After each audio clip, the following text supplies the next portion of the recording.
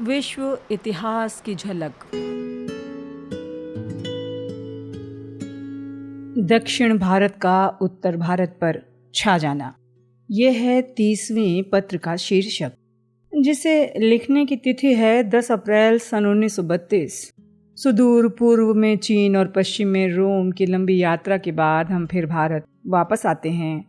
अशोक की मृत्यु के बाद मौर्य साम्राज्य बहुत दिनों तक नहीं टिका। थोड़े ही वर्षों में मुरझा गया। उत्तर के प्रांत उससे अलग हो गए। दक्षिण में आंध्र में एक नई शक्ति पैदा हुई।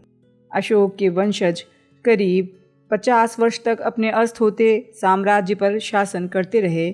आखिर में पुष्यमित्र शुंग नामक एक उनके ब्राह्मण सेनापति ने बल से उनकी गद्दी छीन ली और खुद सम्राट बन बैठा।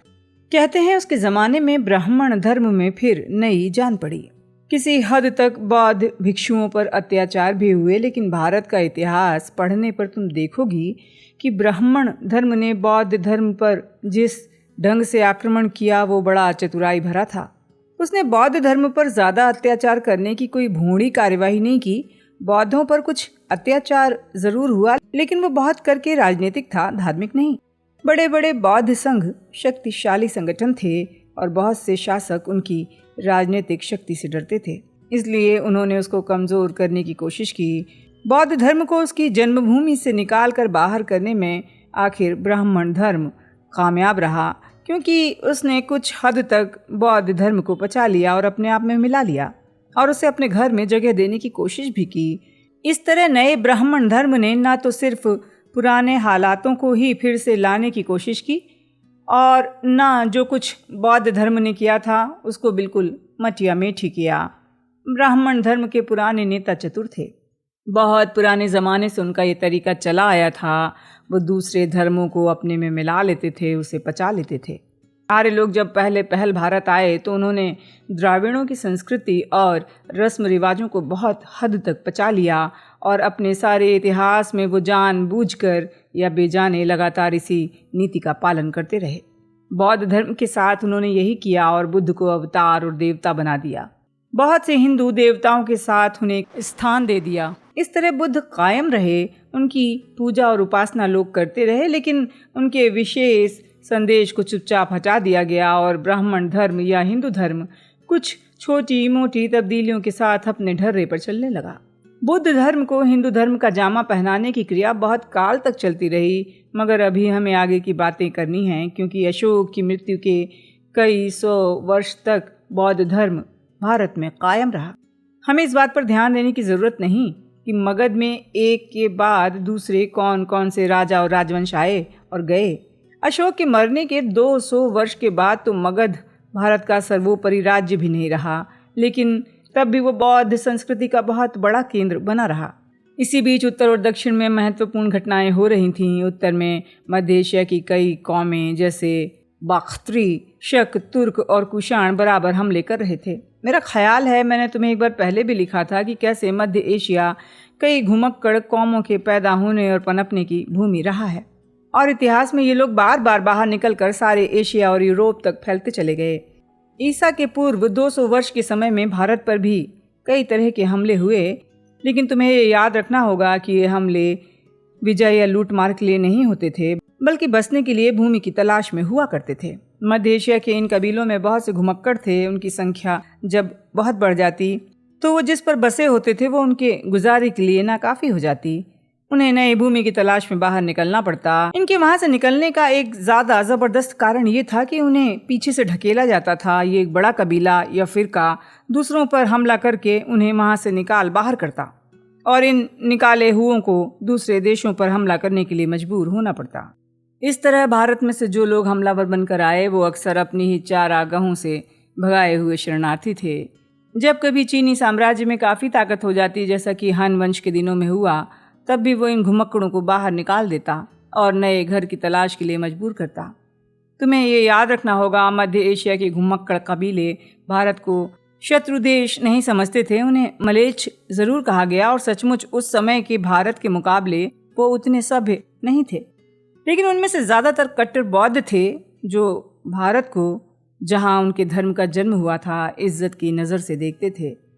पुष्यमित्र के ज़माने में भी उत्तर पश्चिम भारत पर बाख्यत्रिया के मैनेंद्र ने हमला किया था। मैनेंद्र बौद्ध धर्म का भक्त था।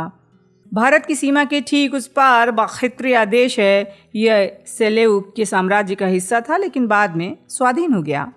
मैनेंद्र का हमला असफल कर दिया गया, लेकिन काबुल और सिंध पर उसने कब्जा जमा लिया। इसके बाद शकों का हमला हुआ, जो इस देश में बहुत बड़ी संख्या में आए थे और सारे उत्तर भारत में फैल गए।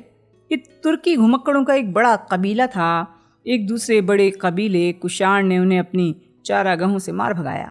वहां से वो लोग बख्तिया और पार्थव को रोंदते हुए धीरे धीरे उत्तरी भारत में, खासकर पंजाब, राजपुताना और काठियावाड़ में जम गए।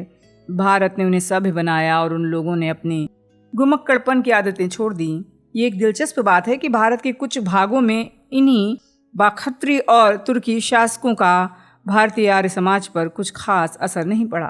खुद बौद्ध होने के कारण इन शासकों ने बौद्ध संघ के संगठन का अनुसरण किया, जिसका आधार लोकतंत्री ग्राम समुदाय का पुराना भारतीय आर्य नक्शा था।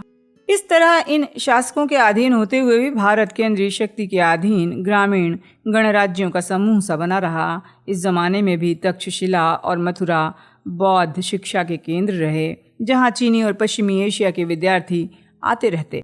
लेकिन उत्तर पश्चिम से लगातार हमलों का और मौर्य राज्य संगठन के धीरे धीरे टूट जाने का असर जरूर हुआ। दक्षिण भारत के राज्य पुरानी भारतीय आर्य प्रणाली के ज़्यादा सही प्रतिनिधि बन गए। इस तरह भारतीय आर्य शक्ति का केंद्र उत्तर से हटकर दक्षिण पहुंच गया। इन हमलों के कारण शायद उत्तर के बहुत से काबिल आदमी दक्षिण में जा बसे। आगे चलकर तुम देखोगी 1000 वर्ष बाद जब मुसलमानों ने भारत पर आक्रमण किया, उस समय फिर यही प्रक्रिया हुई। आज भी दक्षिण भारत पर विदेशी हमलों और संपर्कों का उत्तर भारत के मुकाबले बहुत कम असर है।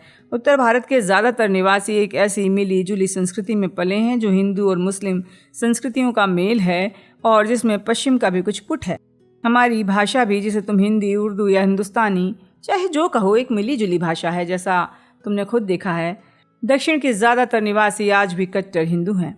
दक्षिण भारत सैकड़ों वर्षों से पुरानी आर्य परंपरा को बचाने में और कायम रखने की कोशिश में लगा रहा है, और इस कोशिश में उसने अपना इतना कट्टरपंथी समाज बना लिया है कि आज भी उसकी असहिष्णुता पर हैरत होती है।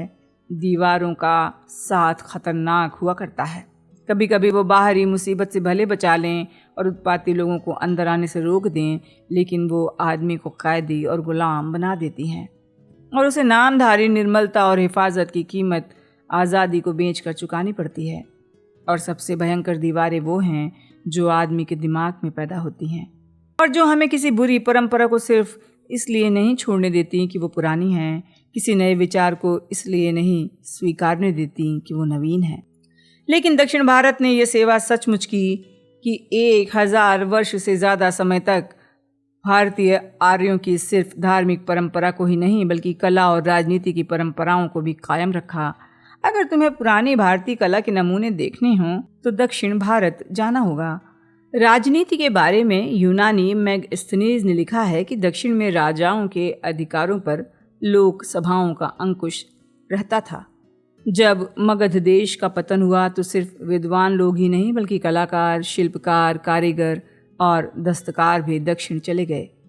यूरोप और दक्षिण भारत के बीच काफ़ी व्यापार चलता था। मोती, हाथी दांत, सोना, चावल, काले मिर्च, मोर और बंदर तक भी बाबुल, मिस्र और यूनान को और बाद में रोम को भेजे जाया करते थे। इसके भी बहुत पहले सागौन की लकड़ी मालाबार के किनारे के खाल्दिया और बाबुल जाती थी, और ये सब व्यापार या उसका ज़्यादातर हिस्सा भारतीय जहाज़ों के जरिए, जिन्हें द्रविड़ लोग खेते थे, हुआ करता था। इससे तुम्हें पता चल सकता है कि प्राचीन दुनिया में दक्षिण भारत कितनी उन्नत स्थिति में था। दक्षिण में रोमन सिक्के काफ़ी संख्या में मिले हैं और मैं तुम्हें पहले बता चुका हूँ। मालाबार के समुद्र तट पर इस्कंदरिया निवासियों की बस्ती थी और इस्कंदरिया में भारतीयों की। अशोक की मृत्यु के पश्चात दक्षिण का आंध्र राज्य स्वाधीन हो गया। जैसा कि शायद तुम जानती हो, आंध्र आजकल कांग्रेस का एक प्रांत है जो भारत के पूर्वी समुद्र तट पर मद्रास के उत्तर में है। आंध्र देश की भाषा तेलुगु है। आंध्र की शक्ति अशोक के बाद तेजी से बढ़ी। और दक्षिण में समुद्र के एक तट से दूसरे तट तक फैल गई। दक्षिण के लोगों ने नई बस्तियां बसाने के बड़े बड़े प्रयत्न किए, लेकिन इनकी चर्चा हम बाद में करेंगे। मैं ऊपर शक और दूसरी जातियों का जिक्र कर आया हूँ जिन्होंने भारत पर हमले किए, जो उत्तर में बस गई थी।